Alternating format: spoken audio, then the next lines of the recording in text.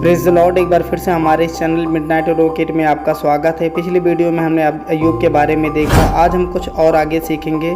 आज हम कुछ ऐसे इलस्ट्रेशन को देखने जा रहे हैं, कुछ ऐसी कहानी को देखने जा रहे हैं जिनके जीवन में वास्तव में घटित हुआ है, जिससे आज हम कुछ सीख लेंगे। डॉक्टर जेम्स डॉबसन अपनी पुस्तक when God doesn't make sense में एक जवान का वर्णन करते हैं जिसका नाम चक फ्राई था, जो यूएसए के एरिजोना में मेडिकल कॉलेज में अंतिम वर्ष का छात्र था।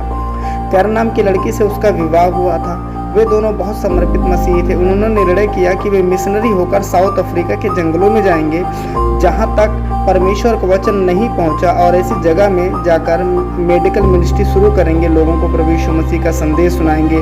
चक फ्राई अपनी वार्षिक अंतिम परीक्षा दे रहा था। परीक्षा देते समय उसको चक्कर आ गया। उसकी तबीयत बहुत बिगड़ गई और उसे हॉस्पिटल ले जाया गया। पता चला कि चक फ्राई को ब्लड कैंसर हुआ था। 4 माह में उसकी मृत्यु हो गई। डॉक्टर जेम्स डॉबसन कहते हैं when God doesn't make sense. Doctor Dobson अपनी एक और व्यक्ति का उसमें वर्णन करते हैं। डॉक्टर पॉल कार्डसन जिक्र करते हैं। डॉक्टर पॉल कार्डसन ने 1961 में अमेरिका में अपनी शासकीय नौकरी को छोड़ा और अपनी पत्नी व 3 बच्चों को लेकर कांगो के जंगलों में प्रचार करने और चिकित्सा करने चले गए। उनकी एक बच्ची 6 माह की और एक बच्चा 3 वर्ष का और एक लड़की 5 वर्ष की थी। वह कांगो के जंगलों में प्रचार करते थे। गाँव में झोपड़ी में रहते थे जहाँ बिजली नहीं थी। वे टार्च से ऑपरेशन किया करते थे। उनकी क्लिनिक में हर दिन सैकड़ों लोगों की भीड़ लगी रहती थी। 2 साल बाद डॉक्टर पॉल कार्डसन अपने घर लौट रहे थे। वे दोनों 2 कबीलों में झगड़ा होता देख वे बचाव करने चले गए। वे इस झगड़े में उनको गोली लग गई। उनकी मृत्यु तुरंत ऑन द स्पॉट हो गई।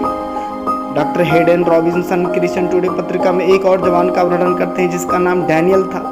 उसकी उम्र 24 वर्ष के लगभग रही होगी। वह सेंट एंटोनियो में कॉलेज मेडिकल में पढ़ रहा था।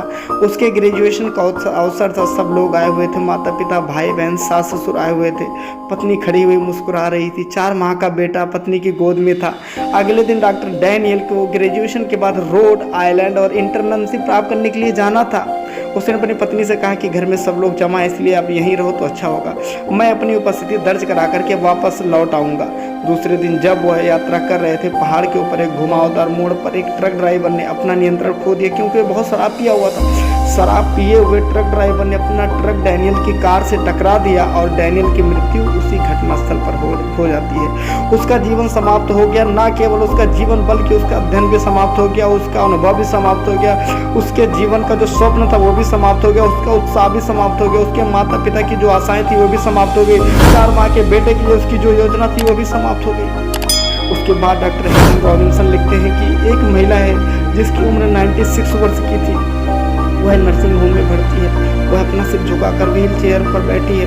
वह अपने बच्चों को पहचानती नहीं, वह किसी को जानती नहीं। ऐसा लगता है जैसे मौत उसका पता भूल गई हो। सबोपदेशक लिखने वाला राजा सुलेमान कहता है कि बहुत सी ऐसी बातें हैं, बहुत से ऐसे प्रश्न हैं, बहुत सी ऐसी गुत्थियां हैं जो समझ में नहीं आती, परंतु इन्हें हमें स्वीकारना है, क्योंकि यह परमेश्वर की योजना का अंग है। परमेश्वर है और मनुष्य मनुष्य है। परमेश्वर की बुद्धि असीमित है और मनुष्य की अपनी सीमाएं हैं। इसलिए हमें इन बातों को विश्वास से स्वीकारना है। परमेश्वर की योजना में हमें बने रहना, उसकी प्रमुखता को देखना है। आपको ये वीडियो कैसी लगी हमें कमेंट करके ज़रूर बताइएगा, और लाइक करना और शेयर करना ना भूलिएगा। अभी हम इसी चीज़ में बने रहेंगे और हम अपना अगला सीरीज चालू करेंगे, वो भी पार्ट बाय पार्ट करके हम बनाएंगे। Praise the Lord.